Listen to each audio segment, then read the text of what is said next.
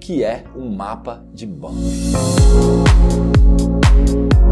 E aí pessoal, aqui é o Diogo de volta com mais um vídeo e hoje a gente vai falar sobre esse tal desse mapa de bump. Que parada é essa? Mas antes de começar esse vídeo eu gostaria de te convidar a conhecer a nossa loja. Lá você vai encontrar curso de SketchUp, V-Ray, 3ds Max, Revit, planta humanizada, bloco para planta humanizada, textura, bloco para Lumion. Tem muito recurso e eu tenho certeza que com todo esse conhecimento você vai conseguir desenvolver trabalhos de altíssimo nível. Mas vamos lá, que história é essa? O que é esse tal desse mapa de bump? O mapa de bump, ele adiciona relevo a uma superfície. Então imagina que a superfície é plana, mas ela tem pequenas rugosidades. A gente aplica um mapa de bump para adicionar essa rugosidade. Lá no passado, quando eu comecei a trabalhar com maquete eletrônica, que eu achava que tudo precisava ser feito na modelagem. Então eu lembro de um amigo que ele fez uma parede de tijolo aparente e ele, insanamente, ele modelou o tijolo e o rejunte entre os tijolos modelado em 3D. Só aquela parede, ela estava com mais de 1000 faces e ele poderia ter resolvido aquilo com uma única face. Ele teria resolvido aquilo lá. Era só ele ter aplicado um mapa de bump ali nos tijolos que ele conseguiria o mesmo efeito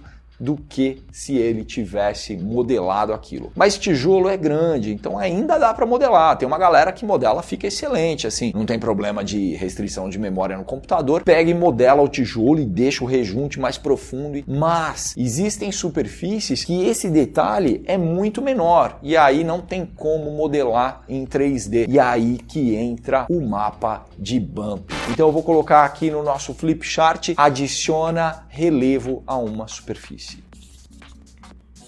Olha só essa capa dessa agenda. Isso daqui é um bloco de notas, é completamente lisa, olha só. Mas aproximando, você vai perceber, ela tem microfissuras. Para representar essas microfissuras presentes nessa capa desse bloco de notas, a gente utilizaria um mapa de bump. E perceba que o mapa de bump, ele influi diretamente no glossiness, tá?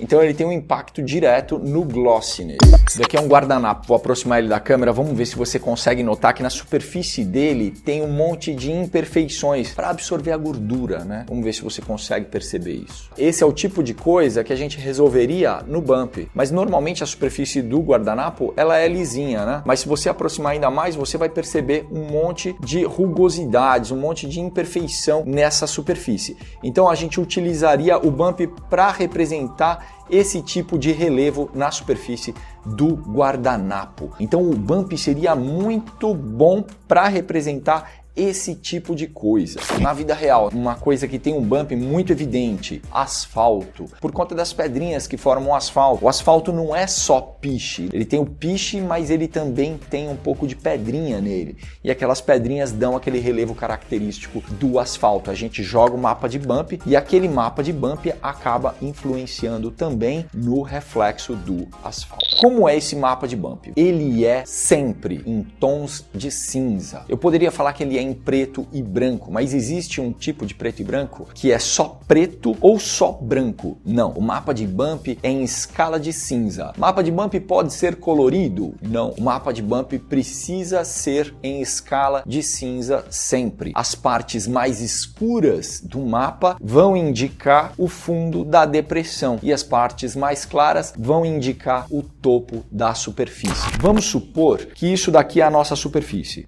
E aí tem uma microfissura. Isso daqui é a nossa superfície, vou até fazer um risquinho aqui. Isso daqui é a nossa superfície e a gente tem uma microfissura aqui. Nesse ponto superior, a gente vai utilizar a cor branca, BCO. E aqui embaixo, para indicar o ponto mais profundo da nossa depressão, a gente utiliza o preto. E aqui as partes intermediárias, porque às vezes tem fissuras intermediárias e aqui entra a escala de cinza. Então, deixa eu tentar mostrar como funciona isso aqui se fosse uma escala de cinzas.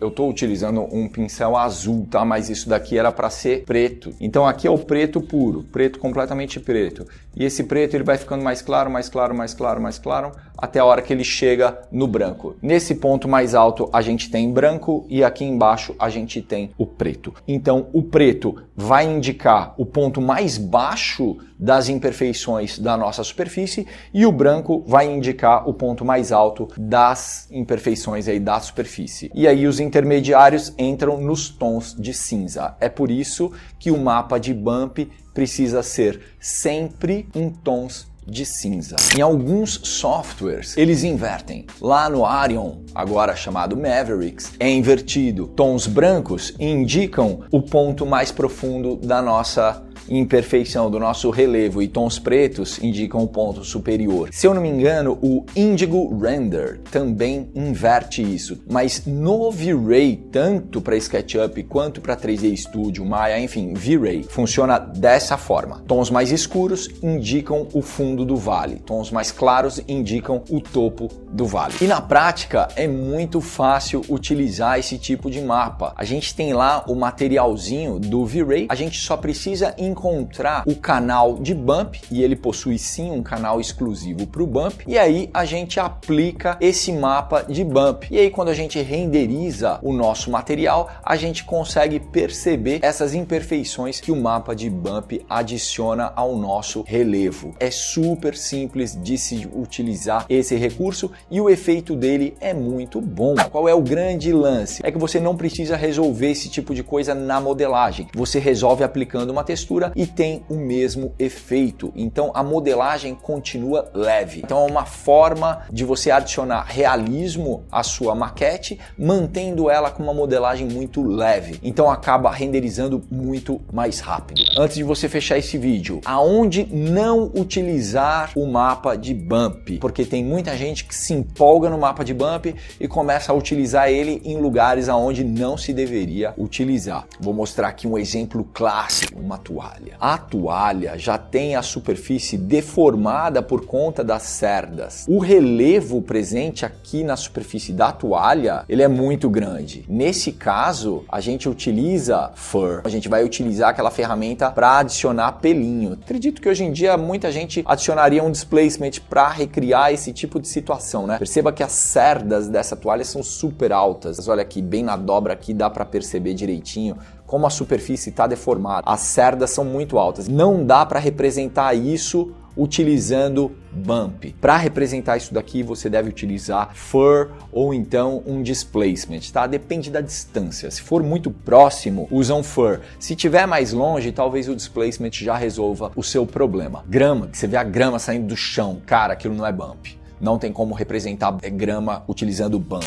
O bump a gente utiliza somente quando a superfície é lisa, quando ela continua mantendo suas qualidades e só possui imperfeições. Como por exemplo, madeira utiliza muito bump, tecido utiliza muito bump, com exceção de toalha. Se você olhar perto dessa camiseta, bem perto, você vai perceber que o tecido tem lá suas imperfeiçõezinhas. Aí você utiliza um mapa de bump para representar esse tipo de coisa. Agora, grama, toalha, uma empena de pedra, mas aquelas pedras que saltam para fora, aí já não dá para usar o bump, aí você tem que utilizar outros recursos. Agora, isso que eu mostrei aqui é só a pontinha do iceberg, tá? Para você criar um material realista, você tem muito mais coisa para estudar. E se você quiser uma ajuda, um corta-caminho, a gente possui um curso simplesmente incrível, um dos melhores cursos do mercado hoje, que é o V-Ray Expert. Eu vou deixar o link dele aqui na descrição desse vídeo. Lá você vai encontrar curso de SketchUp para interiores focado em modelagem, curso de SketchUp exteriores focado em modelagem, V-Ray para SketchUp 3.4, então tá super atualizado. A gente vai a fundo nas ferramentas do V-Ray,